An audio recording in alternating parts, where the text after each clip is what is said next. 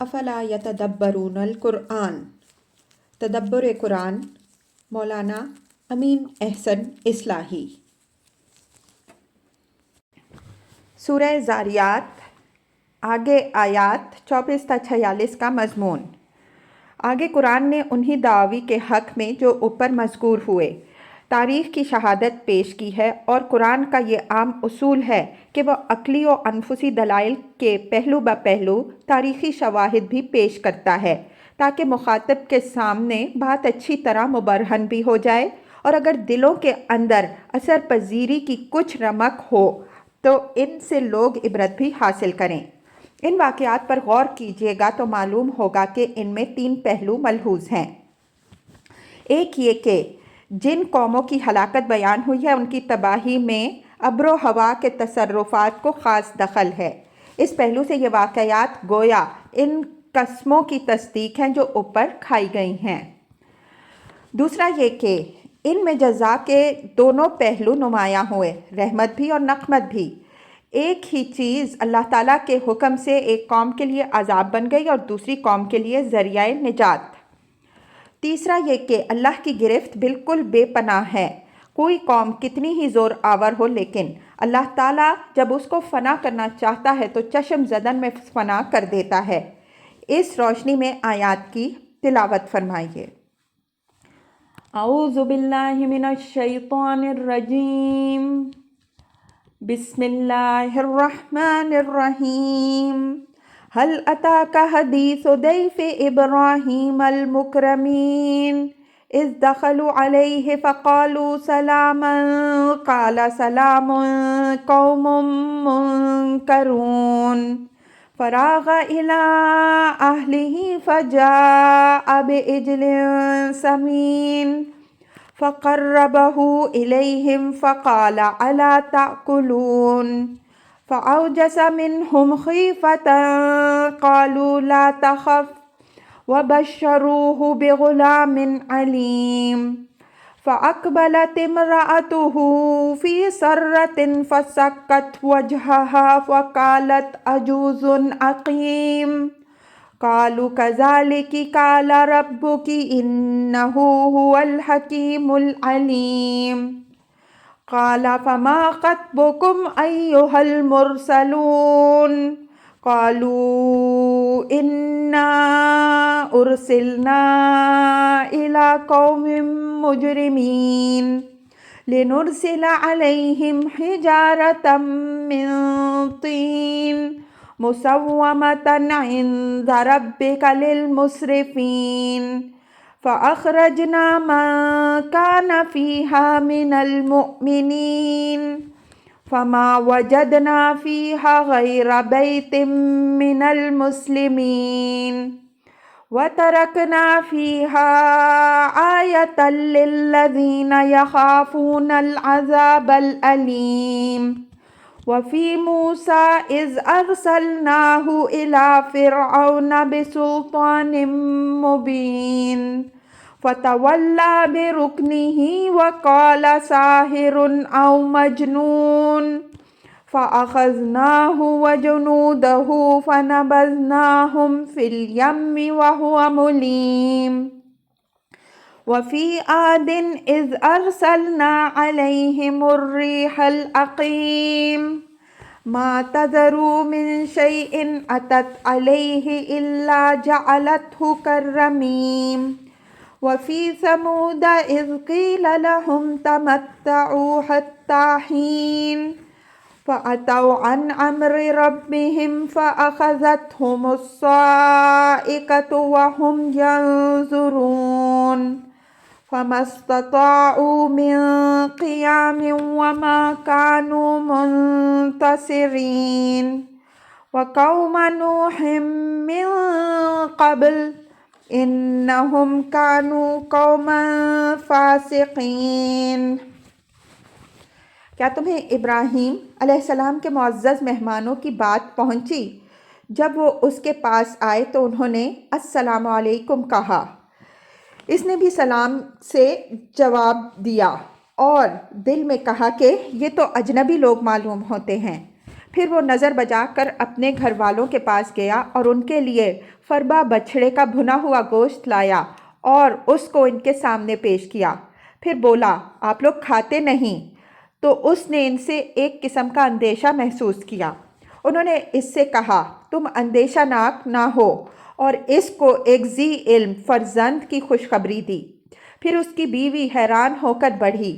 اس نے اپنا ماتھا ٹھوکا اور بولی کہ کیا ایک بڑھیا بانجھ اب جنے گی؟ وہ بولے کہ ایسا ہی فرمایا ہے تیرے رب نے، وہ بڑا ہی حکیم و علیم ہے۔ اس نے پوچھا، اے فرستادو، اس وقت آپ کے سامنے مہم کیا ہے؟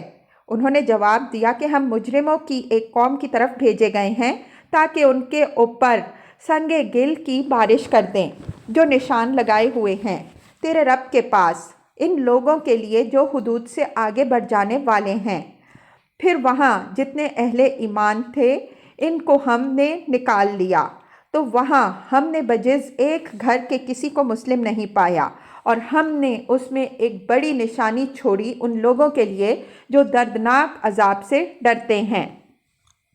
اور موسیٰ کی سرگزشت میں بھی نشانی ہے، جب کہ ہم نے اس کو فرعون کے پاس بھیجا ایک واضح سند کے ساتھ، تو اس نے گھمنڈ کے ساتھ منہ موڑا اور بولا کہ یہ تو ایک جادوگر ہے یا خبطی۔ تو ہم نے اس کو اور اس کی فوج کو پکڑا اور اس کو پھینک دیا سمندر میں، اور اس کے لیے وہ خود سزاوار ملامت تھا۔ اور عاد کی سرگزشت میں بھی نشانی ہے، جب کہ ہم نے ان پر باد خشک چلا دی، وہ جس چیز پر سے بھی گزرتی ریزہ ریزہ کر کے چھوڑتی۔ اور سمود کے واقعے میں بھی عبرت ہے، جب کہ ان سے کہا گیا کہ تھوڑی مدت کے لیے عیش کر لو، تو انہوں نے سرکشی سے اپنے رب کے حکم سے اعراض کیا، تو ان کو پکڑ لیا کڑک نے، اور وہ دیکھتے رہے، پھر نہ وہ اٹھ ہی سکے اور نہ اپنا بچاؤ ہی کر سکے۔ اور قوم نوح کو بھی ہم نے اس سے پہلے پکڑا، یہ لوگ بھی نافرمان تھے۔ الفاظ کی تحقیق اور آیات کی وضاحت۔ هل اتاک حدیث ضیف ابراہیم المکرمین۔ اوپر آیت وَفِي السَّمَاءِ رِزْقُكُمْ وَمَا تُوعَدُونَ کے تحت ہم اشارہ کر آئے ہیں کہ اللہ تعالیٰ کے اختیار میں رحمت اور نقمت دونوں ہی ہیں۔ وہ ایک ہی چیز کو جس کے لیے چاہے رحمت بنا دے اور اسی چیز کو جس کے لیے چاہے عذاب بنا دے۔ آسمان سے بارش ہوتی ہے جو اہل زمین کے لیے ایک عظیم رحمت ہے، لیکن اللہ تعالیٰ جب چاہتا ہے اس کو عذاب بھی بنا دیتا ہے۔ اس حقیقت کو واضح کرنے کے لیے آگے کی تاریخی سرگزشتوں کی تمہید حضرت ابراہیم علیہ السلام اور حضرت لوط علیہ السلام کے واقعے سے اٹھائی ہے، جس میں قوم لوط کے انجام سے پہلے یہ دکھایا ہے کہ اللہ تعالیٰ کے جو فرشتے قوم لوط کے لیے قہر الہی لے کر آئے، وہی فرشتے پہلے حضرت ابراہیم علیہ السلام کے پاس ایک ذی علم فرزند کی بشارت لے کر پہنچے۔ حل اتاکا کا خطاب ضروری نہیں کہ حضرت صلی اللہ علیہ وآلہ وسلم سے ہو، بلکہ اقرب یہ ہے کہ یہ خطاب انہی مکذبین سے ہے جن پر اس سورہ میں حجت تمام کی جا رہی ہے۔ جماعت کو جس واحد کے صیغے سے خطاب ہوتا ہے تو جیسا کہ ہم جگہ جگہ واضح کرتے آ رہے ہیں، مخاطب گروہ کے ایک ایک فرد کو متوجہ کرنا مقصود ہوتا ہے۔ استفہامیہ اسلوب بیان بھی بجائے خود اس امر کی دلیل ہے کہ آگے جو بات کہی جا رہی ہے وہ اہمیت رکھنے والی ہے، اس کو ہر شخص سنے اور گوش دل سے سنے۔ لفظ ضیف واحد جمع دونوں کے لیے استعمال ہوتا ہے، چنانچہ یہاں اس کی صفت مکرمین آئی ہے۔ لفظ مکرمین سے اشارہ اس آؤ بھگت، خیر مقدم، تواضع اور ضیافت کی طرف ہے جس کا اہتمام حضرت ابراہیم علیہ السلام نے ان مہمانوں کے لیے فرمایا۔ حضرت ابراہیم علیہ السلام کا یہ اہتمام اس بات کی دلیل ہے کہ ان مہمانوں کی شراکت و وجاہت کی شکل و صورت ہی سے ظاہر تھی، ان کو بتانے کی ضرورت نہیں تھی۔ چنانچہ حضرت ابراہیم علیہ السلام ان سے ناآشنا ہونے کے باوجود ان کی ضیافت کی تیاریوں میں لگ گئے اور انتہائی عجلت میں جو بہتر سے بہتر سامان ضیافت ممکن تھا وہ انہوں نے کر ڈالا۔ لیکن یہی مہمان جب حضرت لوط علیہ السلام کے پاس پہنچے تو ان کی قوم ان مہمانوں کی بے حرمتی کے درپے ہو گئی اور حضرت لوط علیہ السلام کو اپنے مہمانوں کی عزت بچانے کے لیے خود اپنی حرمت داؤ پر لگا دینی پڑی۔ بالآخر ان مہمانوں کو اپنا اصلی رخ ان ناہنجاروں کے لیے بے نقاب کرنا پڑا اور انہوں نے اس پوری قوم کا بیڑا غرق کر دیا۔ اذ دخلوا علیہ فقالوا سلاما قال سلام قوم منکرون، یعنی ان مہمانوں نے شرفاء اور صالحین کے طریقے پر حضرت ابراہیم علیہ السلام کو سلام کیا اور حضرت ابراہیم علیہ السلام نے بھی ان کا جواب سلام سے دیا۔ ان کے اس سلام سے اجنبیت کا پردہ تو ایک حد تک اٹھ گیا اور حضرت ابراہیم علیہ السلام کو یہ اطمینان ہو گیا کہ شریف اور صالح مہمان ہیں، لیکن ان کے دل میں یہ سوال پیدا ہوا کہ آخر یہ کون لوگ ہیں، کہاں سے آئے ہیں، کس مقصد سے آئے ہیں، یہ تو بالکل اجنبی لوگ ہیں۔ قوم منکرون کے الفاظ انہوں نے زبان سے نہیں بلکہ اپنے دل میں کہے۔ دل میں سوال پیدا ہونے کی وجہ یہ ہوئی ہوگی کہ اس علاقے میں اول تو شرفاء و صالحین کی تعداد تھی ہی نہایت محدود، پھر جو تھے بھی وہ حضرت ابراہیم علیہ السلام کے متعلقین اور متوسلین ہی میں سے تھے۔ اس وجہ سے ان کو نہایت حیرت ہوئی کہ اس قحط الرجال میں، اس دیار میں ایسے سکہ و شریف لوگ کہاں سے نکل آئے۔ یہ امر یہاں ملحوظ رہے کہ لفظ قول جس طرح زبان سے کہی ہوئی بات کے لیے آتا ہے اسی طرح دل میں کہی ہوئی بات کے لیے بھی آتا ہے۔ اس کی مثالیں کلام عرب میں بھی موجود ہیں اور قرآن میں بھی موجود ہیں، جن میں سے بعض پیچھے گزر چکی ہیں اور بعض آگے آئیں گی۔ مہمانوں کے سلام کا جواب تو انہوں نے قولاً دیا، لیکن یہ بات انہوں نے دل میں کہی، اس لیے کہ یہ بات زبان سے کہنے کی نہیں تھی۔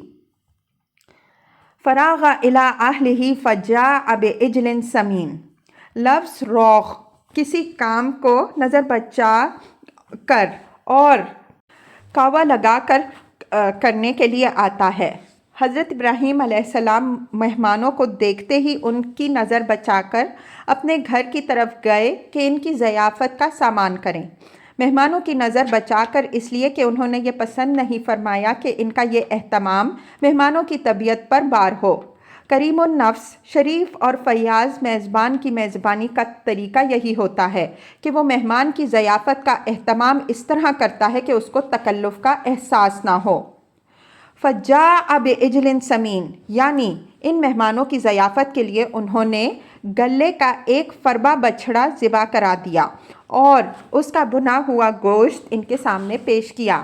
عجل سمین کے الفاظ سے حضرت ابراہیم علیہ السلام کی فیاضی کا اظہار ہوتا ہے کہ انہوں نے چند مہمانوں کی ضیافت کے لیے ایک پورا بچھڑا ذبح کرا دیا۔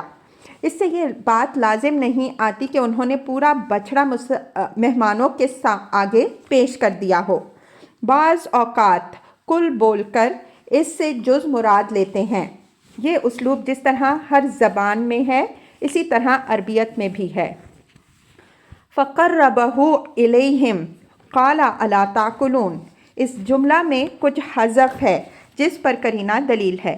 پوری بات یوں ہے کہ سامان ضیافت ان کے سامنے پیش کیا، لیکن جب دیکھا کہ مہمان کھانے کے لیے ہاتھ نہیں بڑھا رہے ہیں تب انہوں نے نہایت محبت کے ساتھ ان کو کھانے کی دعوت دی۔ بعض دوسرے مقامات میں قرآن نے اس حذف کو کھول بھی دیا ہے۔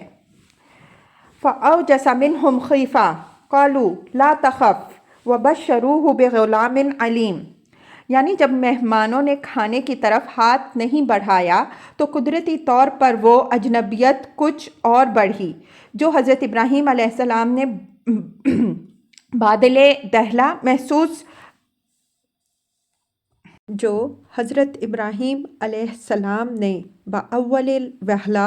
محسوس فرمائی تھی۔ انہوں نے اپنے دل کے اندر ایک اندیشہ محسوس کیا۔ سورہ ہود میں اشارہ موجود ہے کہ حضرت ابراہیم علیہ السلام کے اندر اندیشہ ضیافت قبول نہ کرنے کے سبب سے پیدا ہوا۔ فَلَمَّا رَأَىٰ أَيْدِيَهُمْ لَا تَصِلُ إِلَيْهِ نَكِرَهُمْ وَأَوْجَسَ مِنْهُمْ خِیفَةً، سورہ ہود آیت 70۔ اور جب اس نے دیکھا کہ ان کے ہاتھ کھانے کی طرف نہیں بڑھ رہے ہیں تو اس نے ان کو بیگانہ محسوس کیا اور ان سے دل ہی دل میں ڈرا۔ معلوم ہوتا ہے کہ ان لوگوں کے کھانے کی طرف ہاتھ نہ بڑھانے سے حضرت ابراہیم علیہ السلام کے دل میں یہ کھٹک پیدا ہوئی کہ یہ لوگ بشر نہیں ہیں جیسا کہ انہوں نے گمان کیا، بلکہ فرشتے ہیں۔ فرشتوں کا کھانا نہ کھانا ایک معروف بات ہے جو حضرت ابراہیم علیہ السلام جیسے جلیل القدر پیغمبر سے مخفی نہیں ہو سکتی تھی۔ پھر ان کے علم میں یہ بات بھی رہی ہوگی کہ فرشتے جب آتے ہیں تو کسی بڑی مہم ہی پر آتے ہیں۔ علاوہ ازیں پاس ہی قوم لوط کا فساد اخلاق اپنی آخری حد کو پہنچ چکا تھا، جس کے سبب سے وہ ہر وقت خدا کے عذاب کی زد میں تھی۔ ان حالات و قرائن کی موجودگی میں حضرت ابراہیم علیہ السلام کے دل میں یہ اندیشہ پیدا ہونا کچھ بعید نہیں تھا کہ شاید اب قوم لوط کی شامت آ گئی ہے۔ حضرت ابراہیم علیہ السلام کے تردد کو فرشتوں نے تاڑ لیا اور ان کو اطمینان دلایا کہ آپ کوئی اندیشہ نہ کریں، اور مزید اطمینان پیدا کرنے کے لیے ان کو ایک ذی علم فرزند کی خوشخبری بھی دی۔ یہ ایک بہت بڑی خوشخبری تھی، اس لیے کہ یہ مجرد فرزند کی نہیں بلکہ ذی علم فرزند کی خوشخبری تھی، جس کے اندر یہ بشارت بھی مضمر تھی کہ یہ فرزند صاحب نبوت ہوگا۔ حضرت ابراہیم علیہ السلام یہ خوشخبری پا کر خود اپنے باب میں تو مطمئن ہو گئے، لیکن فرشتوں کی مہم کے باب میں ان کے ذہن میں سوال باقی رہا، جس کا اظہار انہوں نے بعد میں کیا، جس کی تفصیل آگے چل کر آئے گی۔ فَأَقْبَلَتِ امْرَأَتُهُ فِي سَرَّةٍ فَسَكَّتْ وَجْهَهَا وَقَالَتْ عَجُوزٌ عَقِيمٌ۔ یہ بشارت حضرت ابراہیم علیہ السلام کو بلند آواز میں دی گئی تھی، اس وجہ سے ان کی بیوی سارہ نے جو پاس ہی کھڑی تھی سن لی۔ اس سے ان کو جو حیرت اور ساتھ ہی جو خوشی ہوئی ہوگی اس کا اندازہ کون کر سکتا ہے۔ چنانچہ وہ یہ سنتے ہی اپنے تعجب کے اظہار کے لیے لبکیں اور خاص نسوانی انداز میں اپنے ماتھے پر ہاتھ مار کر بولا کہ میں تو ایک بڑھیا بانجھ ہوں، کیا اب اس عمر میں اس حالت میں جنوں گی؟ حضرت سارہ علیہ السلام کے اس فقرے کے ایک ایک لفظ کے اندر جو حیرت، جو خوشی اور اس بشارت کی تصدیق مزید کی جو خواہش جھلک رہی ہے وہ محتاج بیان نہیں۔ فی سرۃ یعنی وہ تعجب اور حیرانی کی حالت میں لبکیں۔ عربی محاورہ ہے کہ حسر الفرس و ازنیہ، گھوڑے نے اپنی کنوتیاں کھڑی کیں۔ اسی سے فی سرہ کا محاورہ نکلا ہے جو تعجب اور حیرانی کی حالت کے اظہار کے لیے آتا ہے۔ فسکت وجہہا یعنی انہوں نے اپنی پیشانی پر ہاتھ مارا۔ یہ عورتوں کے اظہار تعجب کا طریقہ ہے۔ جب وہ کسی بات پر حیرت کا اظہار کرتی ہیں تو پیشانی پر ہاتھ مار کر بات کہتی ہیں۔ ان دو لفظوں میں قرآن نے ان کی حیرت اور خوشی کی پوری تصویر کھینچ دی ہے۔ قالوا کذالک قال ربک انہ ھو الحکیم العلیم۔ فرشتوں نے جواب دیا کہ آپ مطمئن رہیں، آپ کے رب نے ایسا ہی حکم دیا ہے، اور جب اس نے حکم دیا ہے تو یہ بات پوری ہو کر رہے گی۔ نہ آپ کا بڑھیا بانجھ ہونا اس کے میں مانے ہوگا اور نہ آپ کے شوہر کا بڑھاپا۔ اللہ تعالیٰ حکیم و علیم ہے، اس کی حکمت اور اس کا علم ہر چیز پر حاوی ہے۔ اسباب اسی کے پیدا کیے ہوئے ہیں اور اسی کے حکم کے تابع ہیں، وہ جب چاہے گا ان کو اپنے لیے سازگار کر دے گا۔ قالا فما خطبکم ایھا المرسلون۔ حضرت ابراہیم علیہ السلام کو جب اپنے باب میں اطمینان ہو گیا اور یہ بات بھی واضح ہو گئی کہ یہ لوگ فرشتے ہیں، تو انہوں نے ان سے سوال کیا کہ اے فرستادو، اس وقت آپ لوگوں کے سامنے مہم کیا ہے؟ یہ سوال انہوں نے اس وجہ سے کیا کہ ان پر یہ حقیقت، جیسا کہ ہم نے اوپر اشارہ کیا، واضح تھی کہ فرشتے جب اس طرح آتے ہیں تو کسی بڑی مہم ہی پر آتے ہیں۔